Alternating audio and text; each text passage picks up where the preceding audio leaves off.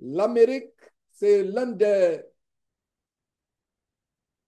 endroits de la Terre où la pollution a atteint un niveau tellement élevé. La pollution morale, physique, spirituelle a atteint le summum. Et c'est difficile pour un chrétien vivant en Amérique. Ce n'est pas seulement l'Amérique, et de plus en plus, même l'Afrique. L'Afrique encore, il y a notre côté déjà l'animisme africain, les coutumes soi-disant ancestrales, mais qui en réalité sont les coutumes païennes, animistes, se mélangent avec la pollution contemporaine, universelle, et ça fait un cocktail Molotov explosif spirituellement parlant. Donc, nous ne devons pas nous mélanger. Et c'est les Écritures que nous nous rappelons, et c'est les Écritures que nous partageons constamment. Éphésiens chapitre 5, verset 11 à nouveau, avant d'aller à 2 Corinthiens. Ne prenez point part aux œuvres infructueuses des ténèbres. Il y a un détail infructueuse. Non seulement ce sont les œuvres des ténèbres, mais elles sont infructueuses. Ça n'apporte rien dans votre vie.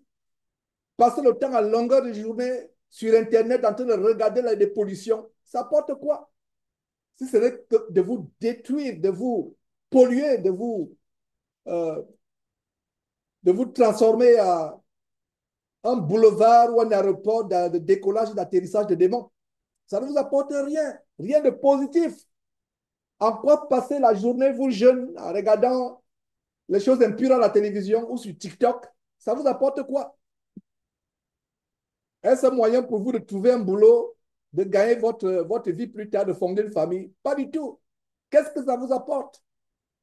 Si ce n'est que la destruction et la voie pour l'enfer. Et je parlais de 2 Corinthiens, pas premier, mais 2 Corinthiens chapitre 6, nous voyons ce verset. À la fin du verset, qui dit, voilà, c'est toujours dans le sens de ne pas imiter. Allez, regardez comment le deuxième verset de Jérémie chapitre 10 peut nous amener à ouvrir les parenthèses. Parce qu'il y a deux vérités que nous allons partager au chapitre 10, verset 2, au verset 2, chapitre 10 de Jérémie. N'imitez pas la voix des nations. Nous sommes dans la première vérité, le premier commandement, l'interdiction de Dieu à imiter les voix des nations. Les voix des nations ne sont inspirées que par le diable. Le diable est le prince de cette terre, celui qui a la puissance de l'air. Il y a des personnes qui disent, tu vois le diable partout, tu vois le diable partout. Effectivement, nous ne pouvons nous ne pouvons que voir le diable partout sur cette terre. Qu'est-ce qui s'est passé en Apocalypse chapitre 12, après cette guerre épique qui a eu lieu au ciel, qui est révélée à Jean dans le livre d'Apocalypse chapitre 12, comment Satan, quand il était encore au ciel, a eu à cœur de renverser Dieu, de prendre le temps de Dieu, de prendre le temps de Dieu. Et c'est ainsi qu'il a pu séduire les un tiers des anges de Dieu, les entraînant dans la mutinerie contre Dieu. Donc, il y a eu une guerre terrible entre le diable, appelé dragon dans ce chapitre, et les anges de Dieu, mais il ne fut pas plus fort. Et Michel, le chef de l'armée céleste de Dieu, a combattu et a misérablement, lamentablement battu Satan et ses anges, un tiers, des myriades et des myriades, je n'ai pas dit des milliards, mais des myriades, avec M-Y au commencement, au début de ce mot, myriades d'anges ont été jetés sur terre. Mes frères et sœurs, je vais ouvrir une parenthèse par rapport à cette révélation que nous avons. Le monde, selon certains experts, je ne sais pas comment ils ont compté, ils disent que nous sommes 7 ou 8 milliards. 7 ou 8 milliards. Écoutez très bien ceci. Ils disent que nous sommes 7 ou 8 milliards. Donnons leur raison juste pour les raisons de cette démonstration que je vais faire. Alors, si nous sommes 7 ou 8 milliards, il y a sur la terre, selon Apocalypse chapitre 12, des myriades et des myriades et des myriades de démons. Suivez attentivement. Ça veut dire que 7 milliards d'êtres humains, Une myriade, c'est 1 milliard fois l'infini. Une myriade, c'est 1 milliard fois l'infini. Ça veut dire qu'il n'y a pas de calculatrices qui peuvent calculer des chiffres en termes de myriades. M-Y-R-I-A-D-E. Myriade. Il n'y a pas de calculatrice qui puisse calculer, qui puisse faire des calculs, des computations de chiffres en termes de myriades. Ça n'existerait pas. Ça, c'est un terme que Dieu seul utilise pour vous montrer le caractère infini. Alors, les un tiers des anges du ciel qui sont tombés, qui sont devenus des démons avec Satan, constituent des myriades. Alors, pour ceux qui s'intéressent aux mathématiques, faisons le ratio avec les 7 milliards d'habitants. Et voilà la révélation, et Dieu m'est témoin. Ce qu'il dit, ce n'est pas une invention de mon intelligence, de mon imagerie. C'est une révélation du Seigneur Dieu. Chaque homme sur terre qui n'est pas converti en Christ est entouré d'une légion et de légions de démons. Si Dieu ouvrait les yeux pour voir la rue, le quartier, pendant quelques secondes, votre cœur exploserait, vous ne reviendrez plus à la vie. Et la bonne nouvelle, c'est que quand vous êtes en Christ, et quand on dit en Christ, véritablement en Christ, ces démons sont au large, ils sont au loin. Sauf si vous ouvrez une porte. Sauf si vous ouvrez une porte par une mauvaise parole, par une inattention, par une inadvertance. Vous avez baissé la garde. Voilà comment ces démons peuvent venir vous attaquer ou vous infiltrer. Et je suis en train de faire cette démonstration pour répondre aux gens qui disent que je vois le diable partout. Il est partout. Les un tiers qui ont été jetés sur terre, c'est des myriades, ce n'est pas des milliards, des myriades. Et une myriade, c'est les milliards multipliés par l'infini. Donc, sur la terre, si Dieu vous ouvre les yeux, oh là là, il n'y a même pas un espace. Donc, c'est des foules compactes de démons sur terre. Voilà, mes frères et sœurs, cette révélation. C'est des choses mystérieuses. Ouais, comment la parole de Dieu nous révèle des choses. Parce que la Bible dit qu'un tiers des anges du ciel, un tiers, un tiers, un tiers, c'est beaucoup, c'est infini. Ils sont où sur, terre, sur la terre. Sur la terre. C'est pour cela que ces démons vagabondent dans les eaux, dans les airs, dans les déserts, dans les forêts, dans les villes, dans les foules. Jeunes gens, écoutez-moi. Évitez les endroits où il y a des festivités telles que les concerts, des matchs de football. C'est là où ces démons sont en manifestation. Regardez ce qui s'est passé en Amérique latine. Comment un chanteur célèbre faisant un concert, il y avait des personnalités, y compris la gouverneure de cette région, qui est morte écrasée. Plus de 200 personnes sont mortes écrasées dans l'effondrement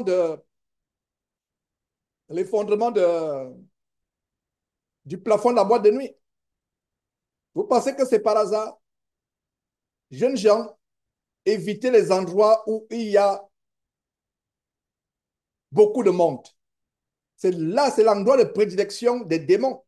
Les démons aiment des endroits où ils peuvent posséder le plus grand nombre de personnes. Les concerts, les matchs de football. Et c'est pour cela qu'il y a cette pratique avec les enfants ici. Quand nous allons souvent peut-être prendre de l'air, se balader dans un parc, mais s'il y a un concert qui se passe ce jour-là, je leur dis non, ce n'est pas le moment approprié pour y aller. Parce que sur le plan spirituel, et c'est ça le chrétien ne doit pas marcher comme un aveugle. Je vous dis ces choses pour aiguiser votre discernement. Vous voyez? Même la veille des fêtes de fin d'année, si par exemple, vous savez, nous ne célébrons pas, vous et moi, nous ne célébrons pas en tant que chrétiens les fêtes de Noël, etc. Et la Bible dit n'imitez pas les nations. Ça veut dire que si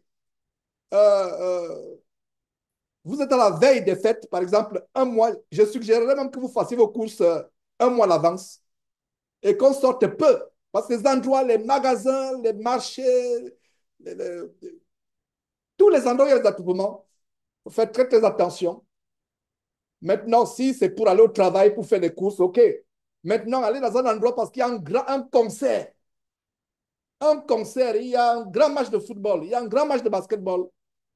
Vous ne savez pas à quoi vous vous exposez, jeunes gens. Et quand on enseigne ces choses, vous pensez qu'on est vieux jeu. Ah non, ce Georges-là, il est vieux jeu. Il ne comprend pas. Nous sommes jeunes. Il a fait son temps. Lui-même, à son temps, n'est-ce pas, il a dit un jour qu'il dansait Michael Jackson. Alors, pourquoi nous, on ne peut pas danser Justin Bieber ou je ne sais pas quoi? Non, j'étais dans l'ignorance, jeunes gens. Je ne savais pas ces choses. Personne ne me les avait enseignées. Mais toi qui m'écoutes actuellement, tu as l'occasion d'écouter. Quand on te dit de ne pas suivre les musiques du monde, c'est parce que quand tu suis ces musiques, c'est une manière indirecte d'appeler Satan. Les démons sont là déjà. Dès que tu prends ton téléphone, tu le prends là, tu commences avec ton doigt. Et les doigts des jeunes aujourd'hui sont devenus tellement experts à circuler. La manière par laquelle ils tapent les textes, j'essaie d'imiter, je ne peux pas. Avec deux doigts. Et ils tapent rapidement, deux doigts, ils tapent, ils tapent, ils tapent. Je ne comprends pas. Quand vous commencez à taper là, vous mettez une vidéo de comédie sur Facebook, sur TikTok, vous avez dit, démon, venez. Voilà. Évitons, il y a un côté spirituel. Et vous ouvrez une porte. Et voilà, vous êtes surpris que dans la maison, tout le monde tombe malade. Il n'y a pas de protection. Les choses terribles arrivent parce qu'il y a des portes qui ont été ouvertes. Quand les portes sont fermées, Satan ne peut pas se manifester n'importe comment dans une famille. Ouais, tout le monde est malade ou je ne sais pas, des mauvaises choses. C'est parce qu'une porte a été ouverte. Donc, jeunes gens, ce que j'enseigne, c'est vraiment sérieux, c'est vrai. Il y a des choses qui ouvrent les portes aux démons. Les démons sont partout. Donc, j'ai ouvert cette parenthèse pour répondre à ceux qui disent que non, genre, tu vois le diable partout. Mais c'est normal de le voir partout parce un tiers des démons, enfin, ils étaient les anges de Dieu, mais quand ils sont sortis, ils ont été chassés, ils n'étaient plus les anges. Dieu lui-même sait ce qui s'est passé, c'est les mystères. Ils sont devenus des démons et ils sont sur terre. Et je répète ce que j'ai dit. Chaque individu sur terre qui n'est pas converti à Christ a des myriades de démons. Et on les appelle les esprits familiers qui sont transmis de famille de génération en génération. C'est pour ça que pour ceux qui sont, par exemple, dans des régions de la terre où l'animisme est poussé, comme en Afrique ou comme aux Antilles, plus précisément en Haïti, quand vous allez, pour ceux qui vont chez les démons, pas vous, ceux qui vont consulter les démons au travers des marabouts, le marabout ne sait pas qui vous êtes, mais il vous dit tout sur votre vie. Qu'est-ce qu'il a fait? Instantanément, par leurs arts magiques, il est entré en contact avec les esprits familiers. Il peut entrer en contact avec ces esprits qui sont autour de vous. Et ces esprits, instantanément, lui communiquent tout sur votre vie et vous êtes épaté. Ah, mais ce marabout est vraiment, il est tellement grand, il est fort. C'est la même chose avec les faux pasteurs. C'est les mêmes techniques ésotériques, c'est les mêmes sciences sataniques que les faux pasteurs utilisent. Ils peuvent voir ce qu'il y a dans votre porte-monnaie, ils peuvent voir ce que vous avez fait il y a une semaine, ils vous révèlent cela, ils vous épatent. Vous trouvez qu'il est un grand homme de Dieu. Non, c'est les principes. Vous devez connaître ces principes. Ils entrent en contact avec les démons parce que quand vous n'êtes pas en Christ, vous êtes enveloppé de milliards et de milliards de démons. Et ils sont dans un monde, excusez-moi, ils sont dans un monde spirituel. Ils sont dans un monde parallèle spirituel. Mais la bonne nouvelle, c'est que, c'est pour ça qu'il y a ce verset qui dit que notre vie est cachée en Christ. Voilà la profondeur de ce verset. Notre vie est cachée en Christ par rapport à qui? Quel est le premier ennemi du chrétien? Qui en veut au chrétien? Satan et ses démons. Donc, quand il dit que notre vie est cachée avec Christ en Dieu, c'est par rapport à quoi? C'est par rapport à ces entités que nous ne voyons pas, mais qui existent. Regardez ce qui s'est passé avec la révolution dans la microbiologie, dans la médecine. C'était une révolution explosive et époustouflante. Quand on a découvert les microbes, on pouvait voir les microbes.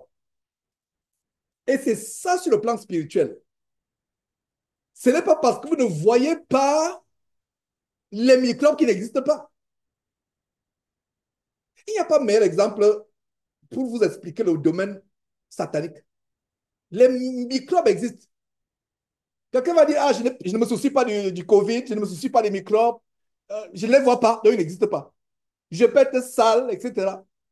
Et ceux qui ont inventé le microscope ont choqué le monde entier quand pour la première fois, on pouvait voir des microbes.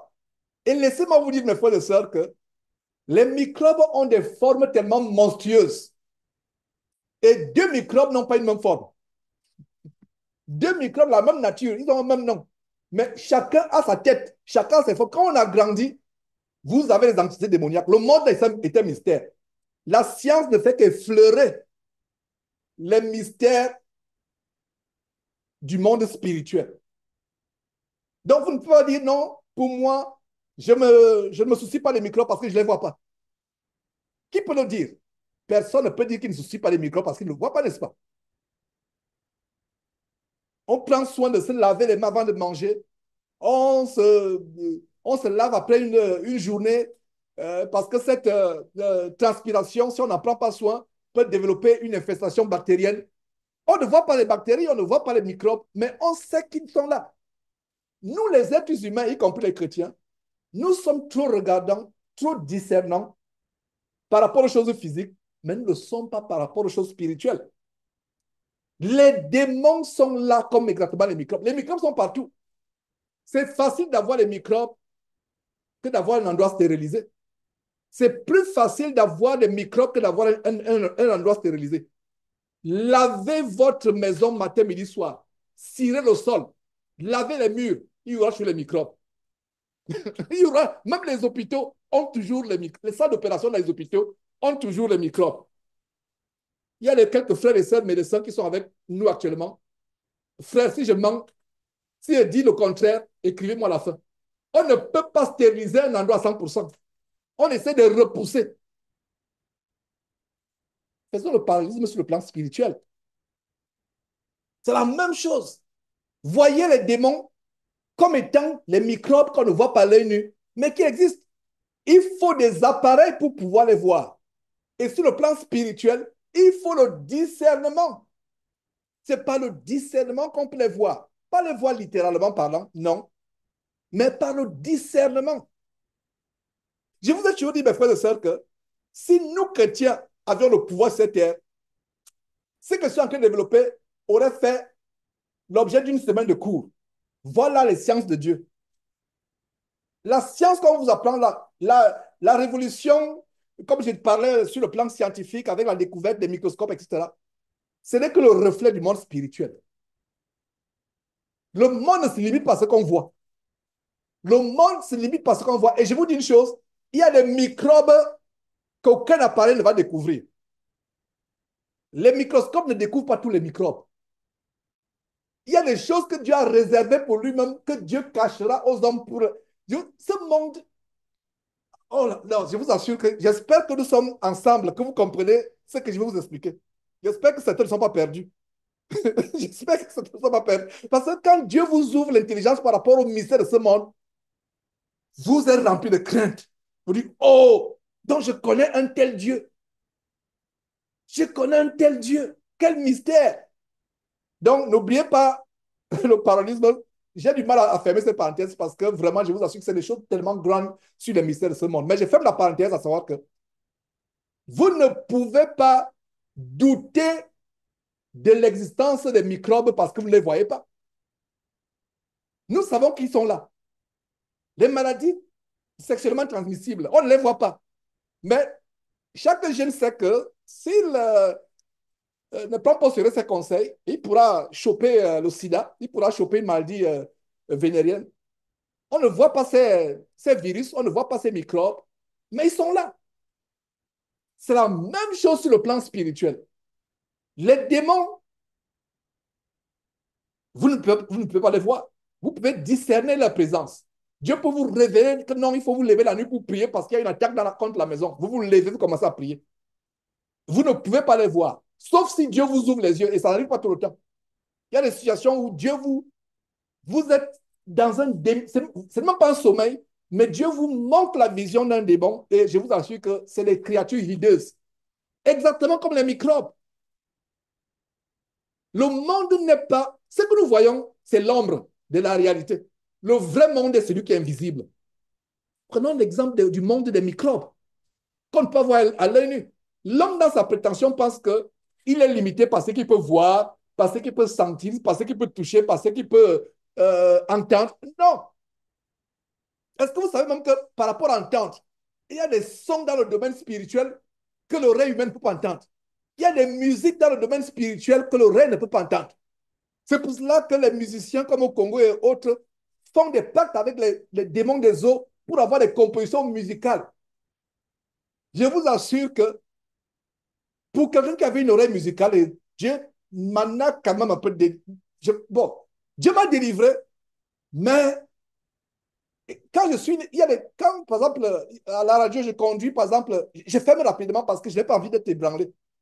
Quand vous voyez, par exemple, quelqu'un comme Michael Jackson, si vous avez une oreille musicale et vous suivez avec cette oreille musicale l'instrument des chansons de Michael Jackson, pas les paroles, les, les compositions. Il y a par exemple un batteur de Michael Jackson qui est célèbre aux États-Unis, il vit encore, un des batteurs de Michael Jackson.